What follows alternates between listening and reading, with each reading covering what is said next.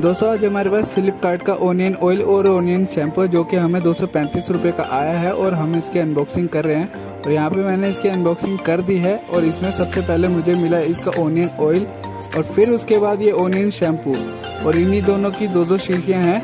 बाकी इसके अंदर एक कंघी है जिसे लगाना है जिससे, और बाकी इसको हम चेक करते हैं। मैं बहुत ही ज़्यादा एक्साइटेड था और इसे मैंने लिया हाथ पे और लगाया अपने बालों पे और काफ़ी ये अच्छा था।